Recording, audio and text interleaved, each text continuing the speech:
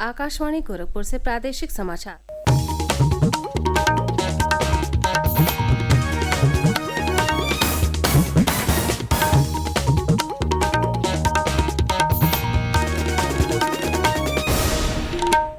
नमस्कार, समाचार बुलेटिन के साथ मैं सोनी निगम।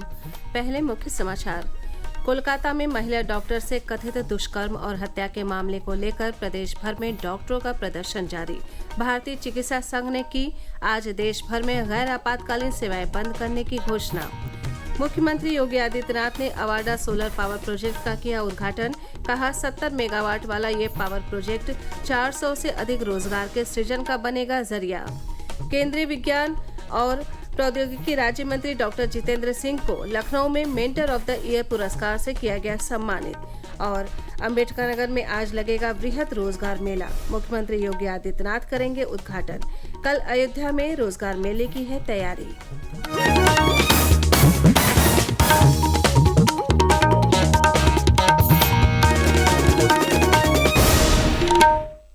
अब समाचार विस्तार से।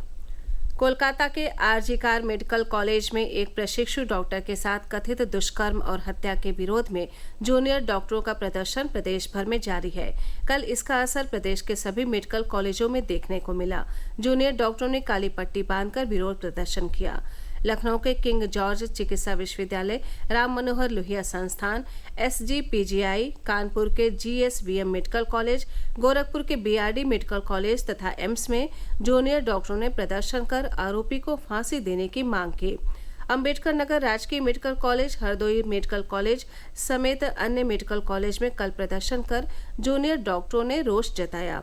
प्रदर्शन के कारण रेजिडेंट डॉक्टरों ने OPD का बहिष्कार किया। हालांकि सीनियर डॉक्टरों ने मरीज देखे और इमरजेंसी सेवाएं भी चालू है। उधर भारतीय चिकित्सा संघ ने आज सुबह से 24 घंटे के लिए देश भर में गैर आपातकालीन सेवाएं बंद रखने की घोषणा की है। चिकित्सा संघ ने कहा है कि सभी आवश्यक और आपातकालीन सेवाएं जारी रहेंगी।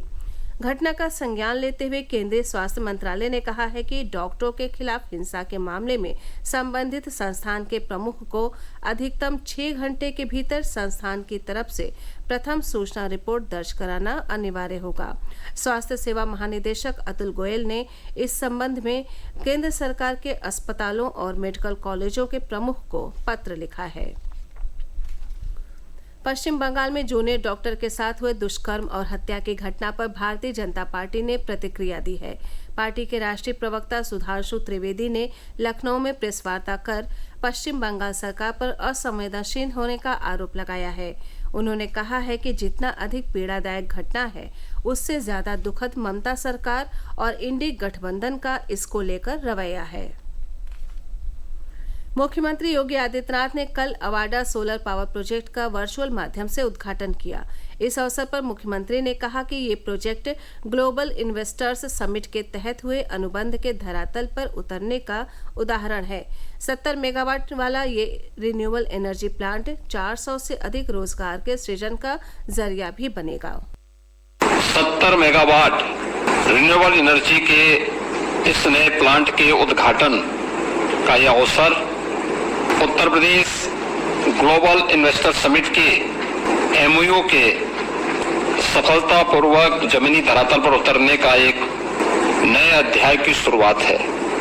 ये इन्वेस्टमेंट केवल इन्वेस्टमेंट नहीं है, यह लगभग 400 से अधिक रोजगार के सृजन का भी एक माध्यम है।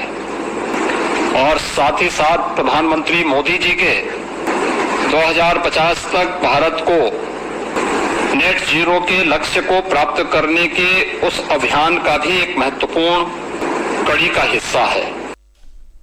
केंद्र सरकार किसानों की पहुंच विज्ञान तक बनाने के लिए रेडियो पर एक कार्यक्रम किसानों की बात शुरू करेगी। ये कार्यक्रम आकाशवाणी पर प्रधानमंत्री नरेंद्र मोदी के कार्यक्रम मन की बात की ही तरह होगा। केंद्रीय कृषि मंत्री शिवराज सिंह चौहान ने नई दिल्ली में किसानों से बातचीत करते हुए बताया कि ये कार्यक्रम अगले महीने शुरू होगा। श्री चौहान ने कहा कि उनके साथ कृषि वैज्ञानिक और विभागीय अधिकारी किसानों को जानकारी उपलब्ध कराएंगे। आकाशवाणी के प्रति घंटा समाचार बुलेटिन के प्रसारण क्रम में संशोधन किया गया है। ये परिवर्तन 17-18 अगस्त की मध्य रात्रि 12 बजे से बुलेटिन के साथ लागू होगा। पहले हिंदी समाचार बुलेटिन प्रसारित किए जाएंगे, उसके तुरंत बाद 5 मिनट के अंग्रेजी समाचार बुलेटिन प्रसारित किए जाएंगे। राष्ट्रीय परीक्षा एजेंसी एनटीए ने जन्माष्टमी के कारण यूजीसी नेट 2024 के परीक्षा कार्यक्रम में बदलाव किया है। यूजीसी नेट की 26 अगस्त को होने वाली परीक्षा अब 27 अगस्त को होगी। यूजीसी नेट के 84 विषयों की परीक्षा 21 अगस्त से 4 सितंबर के बीच कराई जानी है। प्रादेशिक समाचार आप आकाशवाणी गोरखपुर से सुन रहे हैं।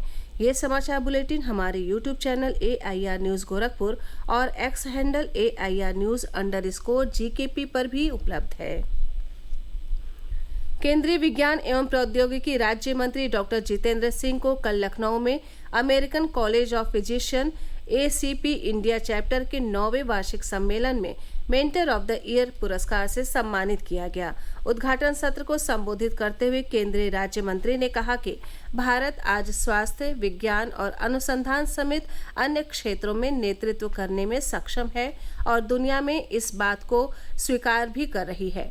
उन्होंने कहा कि भारत विभिन्न रोगों से संबंधित अनुसंधानों में अग्रणी है, क्योंकि भारत में बीमारियों की रोकथाम के लिए कई तरह के उपाय किए गए हैं, जिसका अनुसरण अन्य देश भी कर रहे हैं।